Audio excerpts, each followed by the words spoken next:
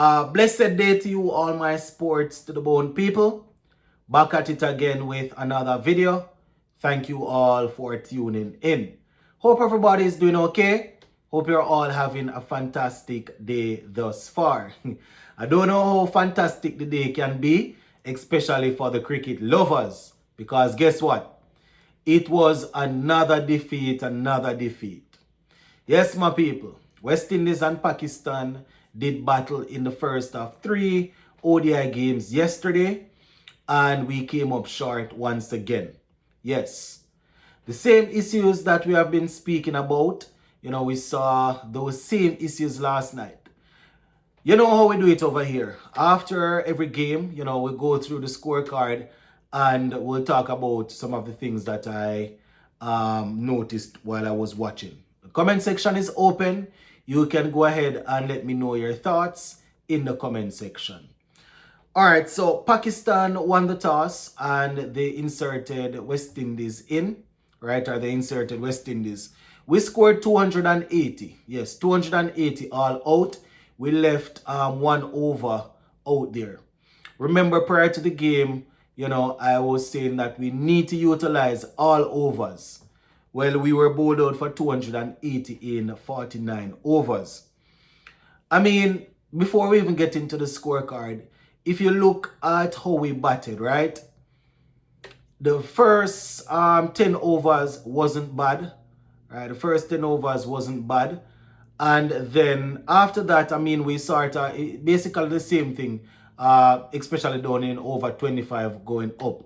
In the middle there, we sort of ran into the same issue that we usually struggle with. Rotation of strike.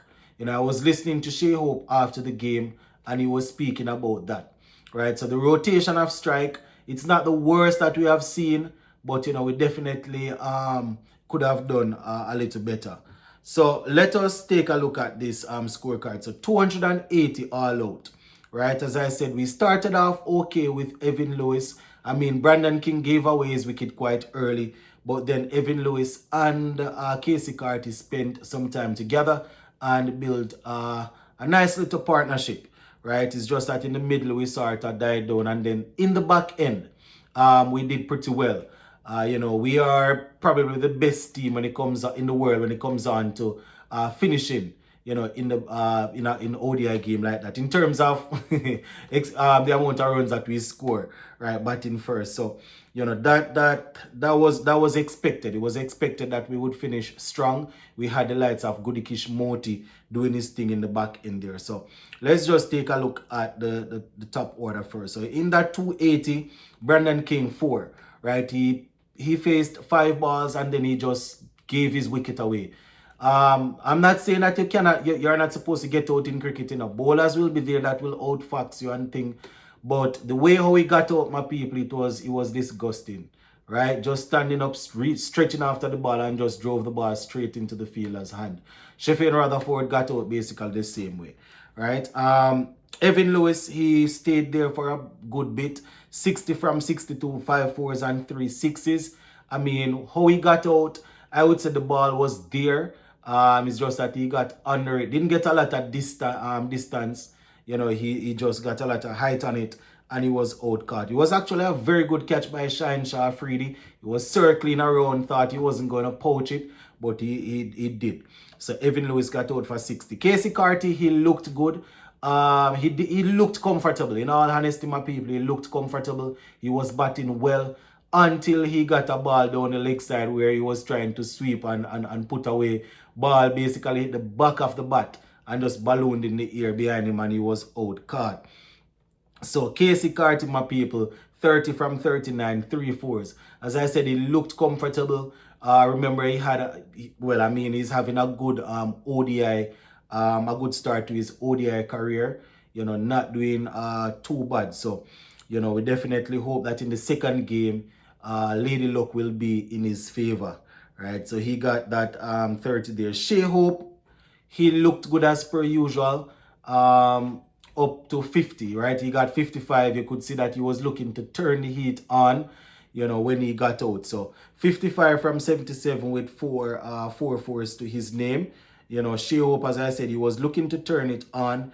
At that time, we were what, 200. We just got over the 200 mark, and it was over number 40. So he was trying to tee off, right? But he got out over number 40 when he got out.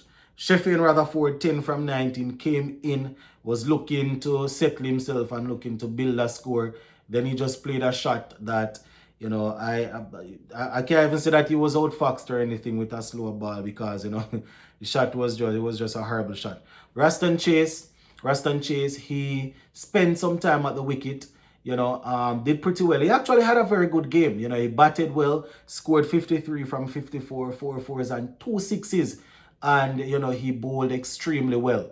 So that is what we do over here, my people. When people believe that we have things personal behind, against a player because we call out a situation that we don't believe in.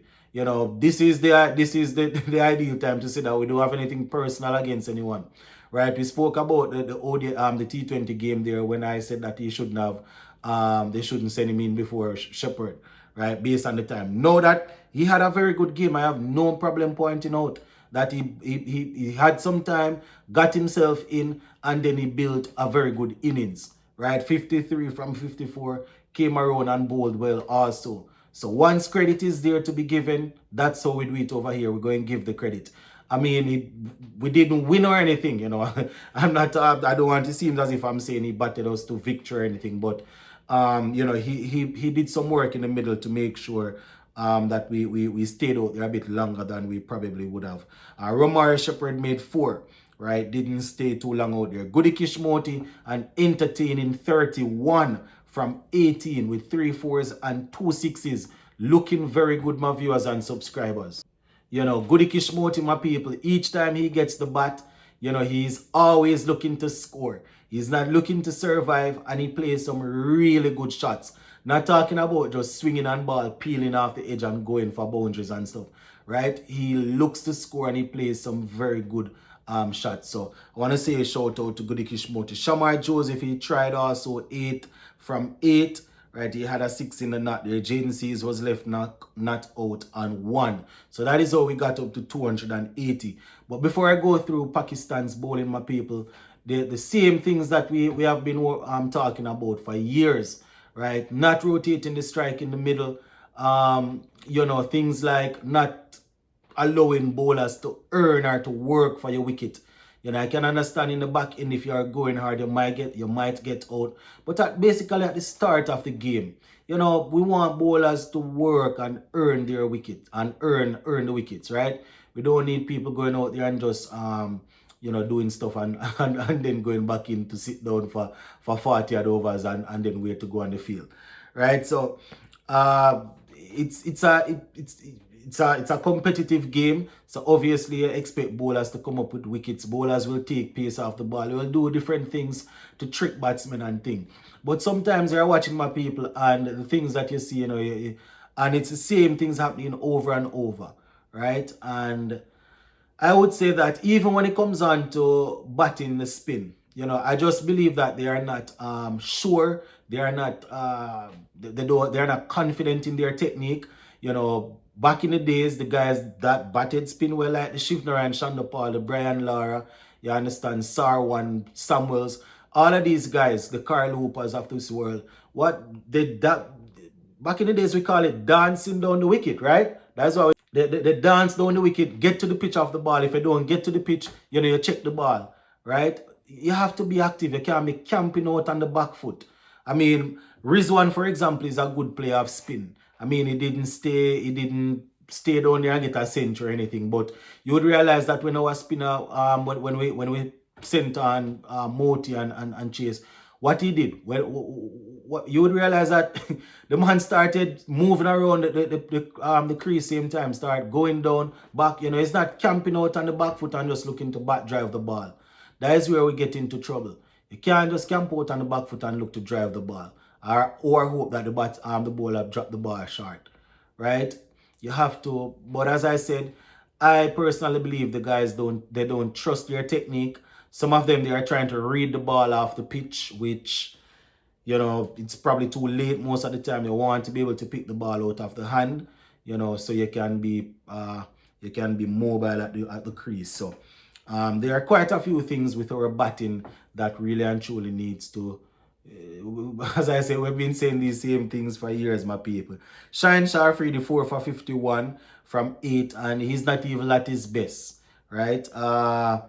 Naseem Shah, he got 3 for 55. So those were the two main bowlers there for Pakistan with the wickets. Now, Pakistan, they chased down the total, getting up to 284 for 5, and they had 5 wickets in hand and 7 balls to spare, right? So they lost only 5 wickets there. Abdullah Shafiq, he got 29. Babar Azam, classy as usual, getting 47.